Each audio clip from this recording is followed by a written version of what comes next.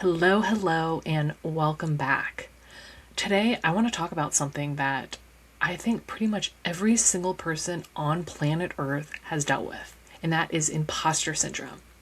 And I want to talk about specifically what if imposter syndrome was not a sign that you're not good enough, not capable enough, but it was actually a sign that you're actually not being yourself enough and you have abandoned who you are and who you're meant to be. And before we dive in, for those that don't know me, I am Erin Hines, and I am here to completely rewrite the way we do business. I blend business architecture and human design to really get to the root cause of why you're not seeing the success that you know you're capable of. And one of the biggest themes I see with my clients is imposter syndrome. I firmly believe that no matter how successful we become, no matter what level of our career we're in, or just in our life, we will always have some degree of imposter syndrome. And awareness is the first step, but it's what you do with that awareness. So I really want to dig into what is imposter syndrome, because it's not something to hold you back. It's just something that is. It is a belief, and you can change your beliefs, because I don't think anyone really knows what they're doing. And what I mean by that is we are all trying to figure it out. No matter how much education you have, no matter your mentor or the step-by-step plan that you have, there is absolutely zero guarantee that you will be successful, that what you want to do will work, what you want to say will make an impact. We are all trying to figure out life. No one knows what they're really doing, but we all try to look like we know what we're doing. We are all just making it up as we go. And yes, I don't exactly know what I'm doing, but I'm showing up.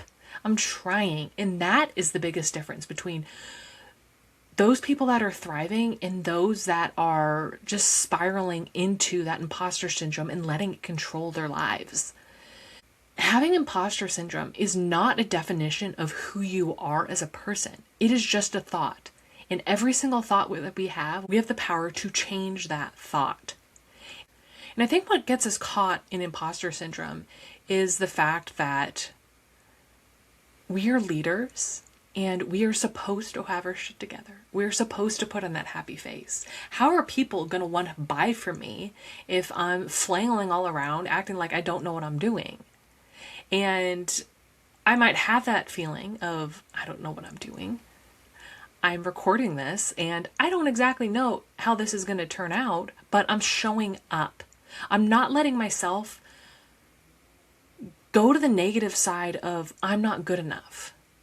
I have a topic I want to talk about. I'm showing up. I'm going to talk. I'm not falling into the trap of my imposter syndrome. What I am choosing to do is just show up, refine as I go. There's a bit of improvising. There's a bit of experimentation and learning. I might fail, I might succeed, but every step I take, I am learning something and I'm refining it more. You will get nowhere in life if you just let your imposter syndrome hold you back. And really what the crux of imposter syndrome comes down to is that you're trying to be who you think you need to be, how you think your clients want you to be, how you think your family wants you to be. There's all these ways that we've been conditioned to be a certain way, and a lot of it's subconscious. Again, so much of just being a human is wanting to be fit in, to be liked, to be loved, to be part of something. Because if we're not part of something, some community, then we'll be an outcast. And just psychologically, if we're an outcast, how are we going to survive? And this goes way back to our hunter-gatherer days. If you weren't part of a tribe, it's going to be 10 times harder for you to just survive day-to-day life without the support system. So in modern day, we're still kind of operating from that mode. We're trying to be something. And unfortunately, who we're trying to be doesn't always align up to who we are meant to be, who we feel we are deep inside. And through years of conditioning, you've somewhat are now performing. And it's a way of making yourself feel better, because the more that you fit in, the more that people listen to you and like you, the more likely you're going to succeed. But I also don't believe any of that. I have taken so much time to do the interpersonal work to understand that the direction I was going in my career was not what I wanted at all.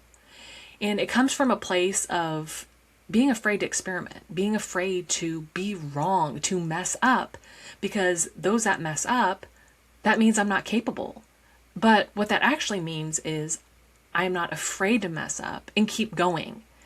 And the more that I dove into what I want, how I want to show up, and actually embracing that and being that person I want to be, the more my imposter syndrome has kind of floated away. It's not gone completely, because just there's so much noise being thrown at us nowadays. It's really hard to go anywhere and not hear something that makes us think that there's something wrong with us. We watch TV. We might be watching some show or a movie, and we're seeing the CEO acting a certain way. And we're like, oh, that's what I need to do. That's who I need to be and act like to be successful. And yes, that's just a TV show. It's not reality. But in the real world, you might have started off your career and you saw your boss, other managers, your coworkers showing up to work and performing in some kind of capacity that maybe didn't feel quite right to you, but they're successful. They're moving up the ladder. So I need to do that too. And I think there's some truth to needing to show up and do a good job, but that's not what I'm talking about. I'm talking about you showing up in your day-to-day life, pretending to be someone else that deep down you don't feel you are. So for me, I feel imposter syndrome when I get invited to other podcasts, when I get invited to speak. I get imposter syndrome when I hop on like discovery calls with potential new clients. It's always this kind of doubt, like, well, geez, I really need to just show up and transform everyone's lives. But that is actually just some story I've made up. Yes, I want to show up. I want that client. I want to make money. I want to do a good job when I stand in front of a group of people and speak. But I also need to just show up and be me. They came to me because they see something in me. It's not something that I need to try to be. It's just who I am. They like me for who I am. And that is one of the hardest things, because I think there is so much fear about showing up just as you, and then people maybe shaming you, making fun of you, and then you're internalizing that. I think it is so ironic, because so many of us are just trying to be who we think we should be. And when we're constantly performing, trying to be something we might not be deep down, it really disconnects us from our internal compass. Our brain starts shouting, no, no, no, no, this isn't me. But with all this constant noise, you see it on TV, you see it on social media, you see it in your work. You might have started off your career with managers or bosses being a certain way. You might have had a mentor, or in university, you might have seen how you should be a leader. But that doesn't mean that is the way you need to be a leader. So when you think about, you might just be performing to be a certain way that you think you need to be successful. Imposter syndrome just really turns into not something about defining who you are, but it's just a misalignment. And when you understand imposter syndrome comes from you just not being yourself enough, it kind of just removes this pressure from you trying to be a certain way. And it allows you to make little steps to come back to who you are and who you want to be. For me personally, imposter syndrome comes up with looking too far in the future. We all have our own vision of how we want our lives to look. But that vision could get clouded by the conditioning we had growing up. We grew up seeing on TV or in movies what a good CEO, what a leader looks like. And our brain is not the best at distinguishing what is reality and what is made up. And when you're seeing these leaders on TV, that is not the reality of what the real world looks like. So we then carry these ideas into our lives. We maybe went to a university and we were maybe taking management classes or leadership classes, and we were told XYZ is what it takes to be a good leader. You need to do this, that, and the other. And that's what makes people follow you and want to listen to you. That is how you make a difference. And then you maybe started your career and you saw your boss, other managers at the company, or just your coworkers showing up in a certain way. And that made you feel that you needed to follow those steps and do what they're doing for you to be successful. And so much of this mode of operation is coming from your subconscious. We have this deep ingrained belief as humans. All humans have this, that you need to fit in. You need to be liked, loved, accepted into the tribe. And this goes way back to our hunter-gatherer days. Those days where you had to have a tribe to survive. And as humans in the modern era, we kind of have these thoughts. We all want to be liked and loved. I don't think there's one person that deep down truly believes, who cares if I'm not liked? We all want to be liked. That's just part of our DNA. And the more that we try to fit in to be liked, we think we need to show up in a certain way for them to like us. We need to say a certain thing for them to like us. That overflows into this way that we start performing. We get so disconnected from what our body is saying, and we keep showing up in this way that we think we need to show up in to be successful. We all want to be successful. We all want to make money. We all want to fulfill these dreams we have of our vision of what our life wants to be. And so we think we need to do this, that, and the other to get to that. So what I'm getting at is when we live according to these ways we've been conditioned, these expectations, these shoulds, imposter syndrome will always be present. But when you start living how you want to live, how you're designed to live, the sense of I'm wrong dissolves into this pressure release, and that you're able to finally relax and just start operating based on how you're wired to be, how you're wired to make an impact in this world. I deeply believe we are not all meant to be the same. We were all put on this planet for a specific reason, to make a specific impact. And the more that we live by our design, the more that we're able to make that impact with more ease. And I use human design to help me realign to who I am supposed to be, who I am meant to be. And the more that I stay aligned to my human design, life does become easier. I feel less of an imposter. And by no means is this something that just flip a switch and tomorrow your life is changed. This is a constant choice that I want to live my life differently. I don't want to be like anyone else. And part of my human design specifically tells me that. I hate trends. I hate following the crowd. I love being different and unique. And so that has not always been easy because I am carving a different path. I am doing something different than everyone else.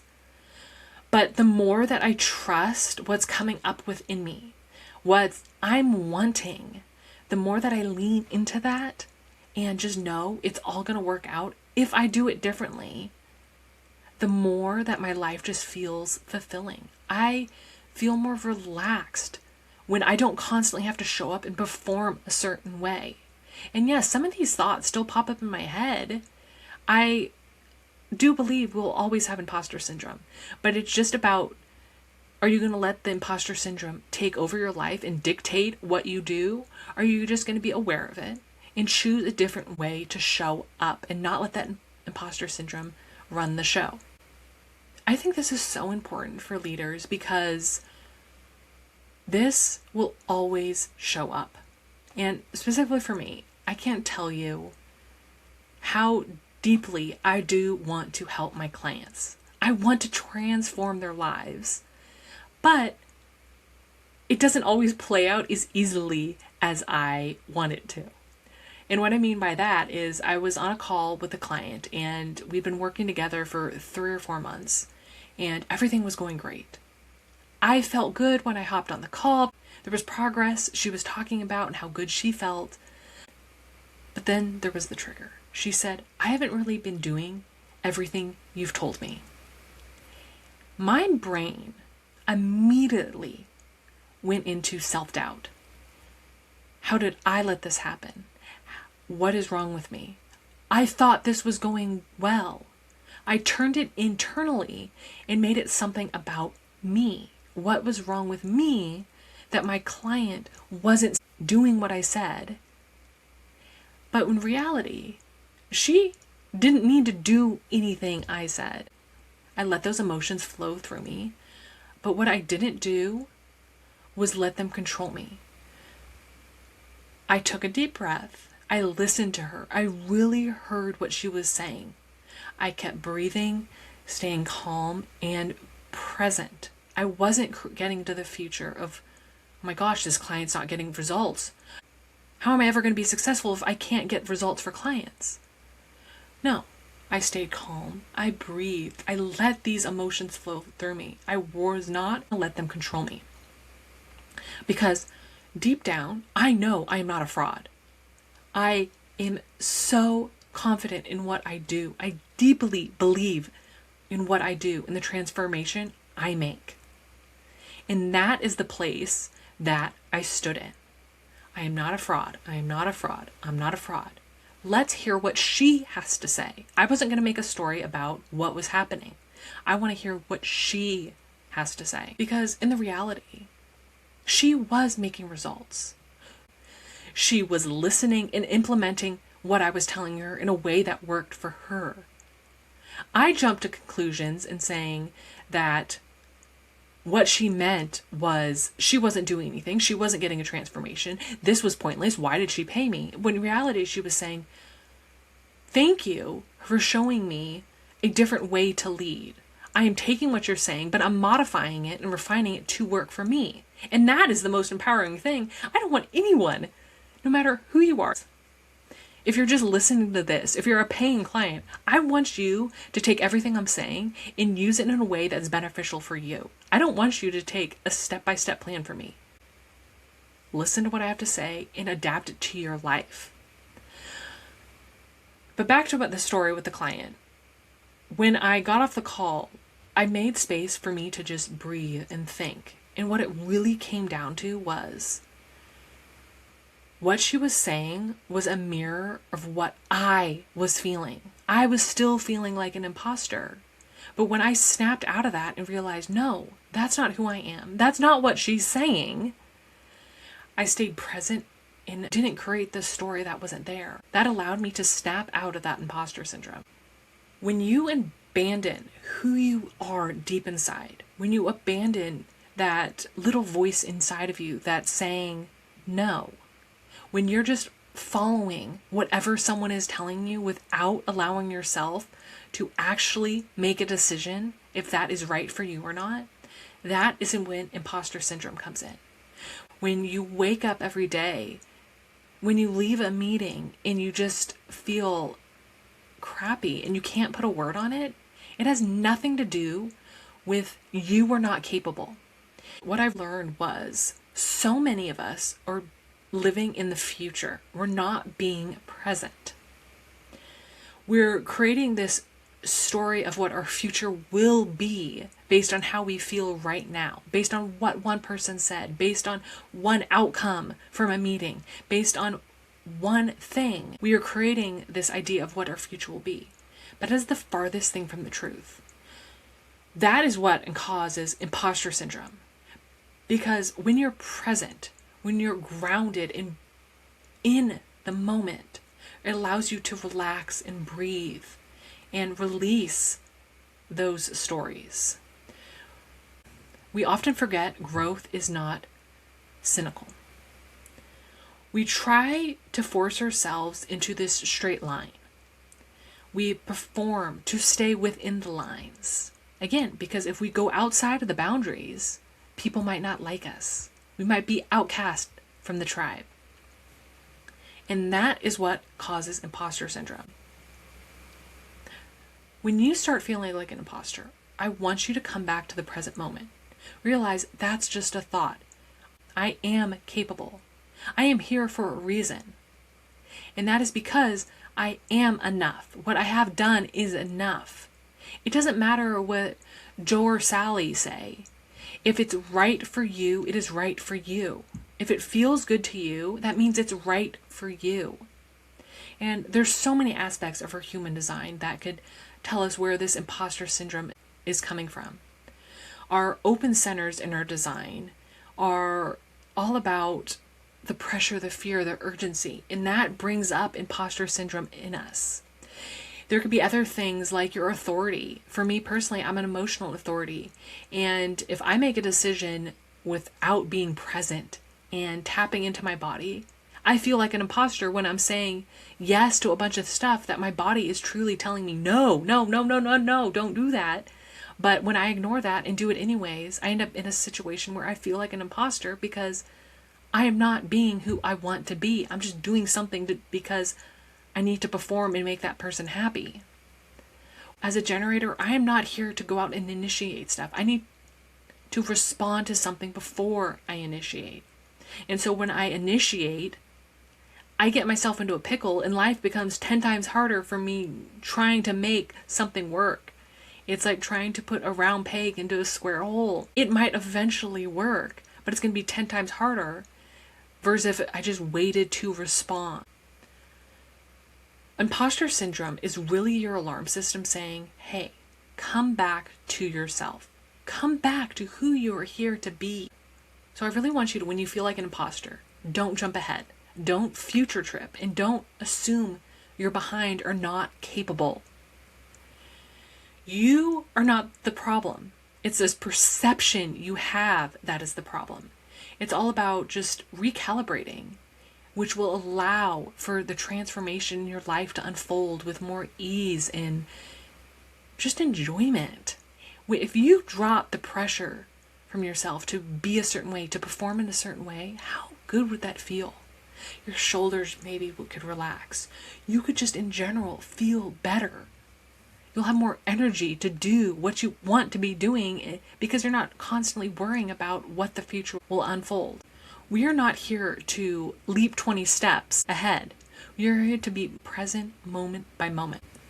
So, the next time you feel imposter syndrome, fully, deeply in your body, realize imposter syndrome is not your enemy. It's your signal. You're not a fraud. You're not unqualified. You're just not being you enough. And when you return to your authentic self, you go to bed at night feeling deeply fulfilled in what you're doing. And that imposter in you starts fading away. So, I want you to get really clear on what is not working for you. Where are you performing? Where in your life have you been? And your body's screaming, no, but you do it anyways because you think you should. This is not something you need to know the answer to right away. But I want you to create space in your day to return to yourself. I mean, great if you could do 5 minutes, but I know many of us are very busy. So I schedule in my day just between tasks, take just 3 deep breaths. And I do box breathing, which I love. 5 seconds in, hold for 5 seconds, let out for 5 seconds, and hold for 5 seconds. Just cycle through that 3 times. That's it. And it just brings you back to your center, to reconnect to you and what your body is telling you. Your body has all the answers. And especially in those moments when you don't feel qualified enough, that is a lie. So when you bring your breath back into the picture, you're able to reconnect to who you are and what you want. Imposter syndrome is not here to control you. It is here to be a guide back to who you are. It's a signal to release the pressure you put on yourself, get back to the present, and move forward with confidence. I want you to make a commitment to yourself to stop performing. You are enough. You're not behind. You're not lost. Stop pretending you have your shit together. It's okay to show some cracks. It's okay to not be perfect. Because the more that you align to what you want to be doing, how you want to show up, the more you become. You can be successful however the hell you want. You just have to make the decision to devote yourself to being you and showing up as you, and that will bring you success. That version of you who is being exactly who you want to be is waiting for you to unlock the door. So if you're tired of showing up every day, feeling like an imposter, like you're never going to be good enough, I want you to start with my human design reading or blueprints. These are the guides to help you get reconnected to who you are, who you want to be, and it's just being yourself. I will leave the links to those resources below. Thank you so much for listening. If you love this episode, please like and subscribe or leave a review. It would mean the world for me. Until next time, keep rebelling, keep rising.